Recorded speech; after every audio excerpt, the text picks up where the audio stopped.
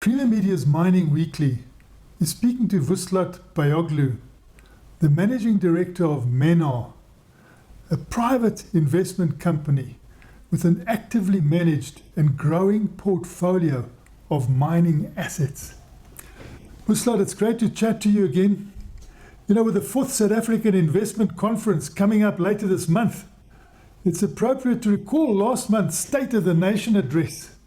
What was your main takeaway from President Cyril Ramaphosa's 2022 State of the Nation address? Thank you, Martin. Look, there are three important takeaways for me that will impact mining positively. And the first one is the President announced the Sasol chairman, who is a well-respected businessman, Sipho Nkosi, as the person to lead the team at the presidency that would be responsible dealing with the red tape in the government. I think this is an important move to deal with the red tape, which is actually an issue in mining. To develop a mine, obviously one has to get a mining right, an environmental license has to be approved, and a water use license should be approved, and then one has to deal with the potential appeals either from the landowners or from the environmental NGOs, and that actually delays the process of getting a license quite a long time. I mean, we have cases where we've been waiting quite a while to get our water use licenses to be granted, for instance, or an appeal to one of our developments to be sorted by the Minister of Environmental Affairs. So I think this move of having Sipho Nkosi as a person in the presidency to deal with these kind of matters is critical, and we welcome that. As you know, Minerals Council made a statement regarding how much it costs to the country in terms of delaying this licensing processes. They claim that it's 90 billion rand worth of investment, which means jobs, which means procurement opportunities, which means social and labor plans, that means bursaries, internships for the people in the communities, for the kids in the communities. So it's critical to have this investment to be done on time that will turn as opportunities to the people of the country. Like one of them, in our case, for instance, our project in Springs, Bekezela Colliery, is delayed, and it's a 1.5 billion rand investment, and 800 people will have jobs. We are estimating that 8,000 people are going to be affected directly from this development. So I think the first one is Sipho Nkosi's appointment. It's a very good move. And secondly, there are certain reforms underway in logistics.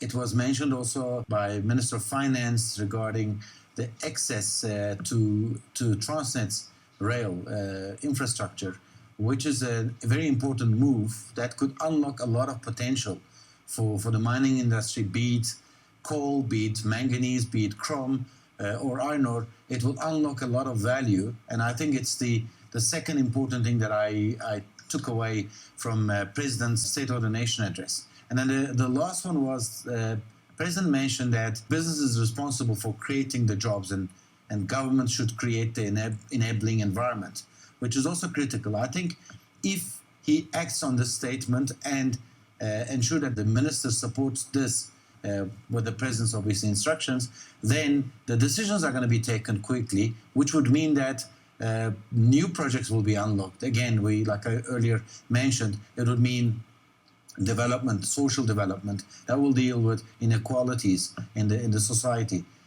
So these are the 3 points that I took away from President's State of the Nation address. And turning now to Menar itself, what are the latest developments in your own growth strategy?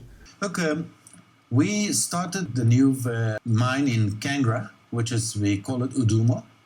And we started cutting the first ground on 9th of February this year. And that was very important for Kangra because when we bought this operation, the future reserves were called under Kusipongo was very important because that was the life of mine for that mine.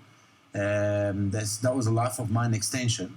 And it is about 42 million tons of reserves, and it extends the life another 20 years, which is, again, critical for the communities in that area. And we are targeting to have the consistent production of 1.5 million ton per annum from the underground reserves, and we also started an open cast section which we are mining anthracite, about 30,000 ton a month, and this mine employs about 549 people.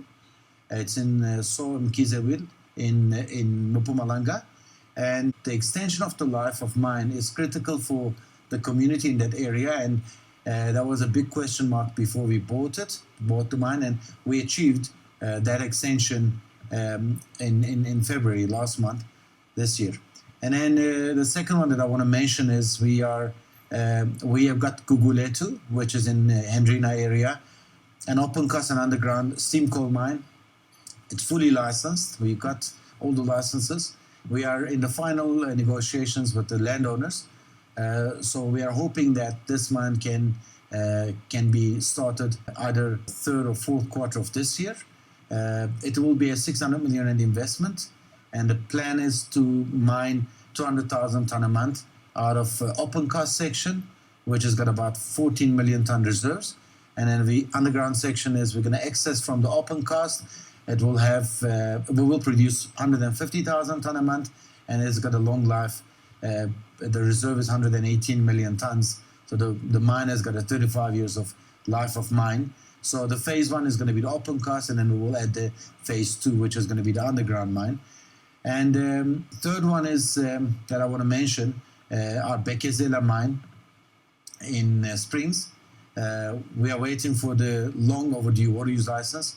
It's more than 1,200 days, and this business is going to create 800 jobs, and we will invest 1.5 billion rand, and we are planning to mine 600,000 ton per month, and it's a long life. We will be mining for 22 years. It's open cast, low strip ratio, so low cost mine. And it's another one that I want to mention is the last one. We had the good news that the appeals against our Mgeni shaft at Zululand Anthracite was dismissed by Minister of Environmental Affairs. So we're going to start clearing the vegetation. It was a shaft that was mined before in some areas, but we redesigned everything. So we're going to restart that shaft, which has got about 1.5 million tons of anthracite, and it's going to have 4 years of life, and there is a potential of another 4 million tons in that reserve. So it's exciting because it's going to extend the life of Zululand Anthracite colliery. So these are the things that I wanted to mention. So you have been going ahead with developing new mines during the pandemic? Yes, we actually started our first manganese operation in September 2020 during the pandemic. And I think during pandemic it was also West Coast Mopsvelden was started. It was in March 2021. And then we started lately Uduma at Kangra. I think Uduma and West Coast Mopsvelden are the two mines that started recently. It was like the work was done during pandemic lockdowns period. And what is the latest on Menar's diversification strategy? It is very important for us to diversify because we've got a lot of coal projects in our pipeline, but we are trying to be very careful because we don't want to put the company into an unnecessary stress. As you know, because of the Russia-Ukraine war and Russia's invasion, the commodity prices have been affected in a crazy way. Nickel price went over $100,000 from $22,000, and then LME stopped trading nickel. Coal prices went to $400. Metallurgical coal prices also increased tremendously. So we think that this is not the time to acquire something, but this is the time to develop what we have. So we got this nickel cobalt asset in Turkey, Çavdar Nickel. We put it in care and maintenance when the nickel prices was very low. We are actually looking at restarting the mine. That's our priority at the moment, and nickel is an important mineral for electric vehicles especially. And if you look at what happened with Norilsk Nickel, which is a Russian company, They are the largest producer in the world, 236,000 tons in 2021. And with them getting out of the system, nickel price pushed above $100,000. They produce like 28% of the top 10 producers in the world. This is the number in 2021. So nickel cobalt is one of them that we would like to restart. We're actively looking at projects in DRC. We have done due diligence with a project. We are waiting for the outcome of that. Like, we put a proposal on the table. It's for us exciting if we can get that one, because copper is another important mineral for green energy, which we are very excited to look at it. As I earlier said, we started East Manganese in Hotazel, Northern Cape, and it's working quite well. We are employing 80 people there, and our product is like 85% lumpy and 15% fines. And this project actually was our first in manganese, and we started looking at other projects. We are drilling a very nice project, and hopefully in 6 to 9 months' time, when we talk again, I'll tell you a good news. We will start a nice sizable operation which will employ a lot of people in that area, and that will be a new manganese mine development in Northern Cape. And then we do exploration in Kyrgyzstan for gold.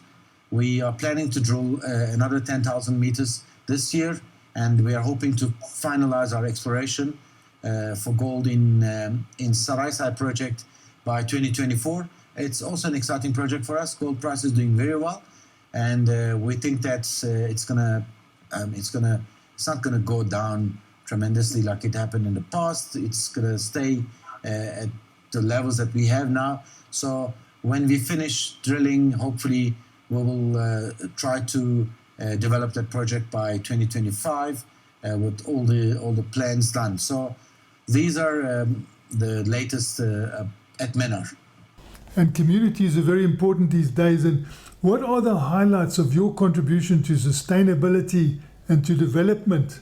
Working with the communities is not that easy, because you're dealing with a large group of people, and then sometimes they don't really come with united ideas, united views.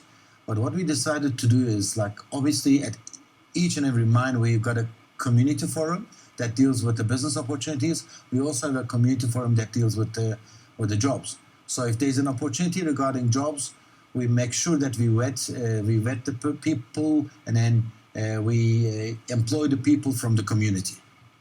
And then same applies to the opportunities in procurement. We make sure that we vet the people, and then we give the opportunities to the people from the community. That's done through employment forum and business forum. But most of the time, mining companies are criticized that, like, you are not giving a lot of opportunities to the communities, or you're not sharing it with the community. What we decided to do is we decided to put all of our suppliers that plays a role in our procurement. We put them on our website. We took their pictures, we put their websites, so that we show to the relevant authorities plus the communities themselves. These are the companies that we give opportunities, be it security, be it trucking, be it cleaning, be it gardening, be it processing the ore, be it PPE supplier, whatever opportunity is there. We try to give it to them, and then now we publish it on our websites to make it transparent, so that, like, when they question, we refer them to the websites, and they're real people, real companies, and then they are prospering. Look, we spent about 16 million rand in Kangra last year with the community procurement. Similar amount in Kenyan, 16 to 17 million rand at our Palandra operation in Kenyan. At Kanye, we spent about 60 million rand, and in East Manganese, we spent about 16 million rand. So we are very serious about working with the communities, because we think that relationship makes the mine sustainable. That was Creamer Media's Mining Weekly, speaking to Vuslat Bayoglu, the Managing Director of Menar.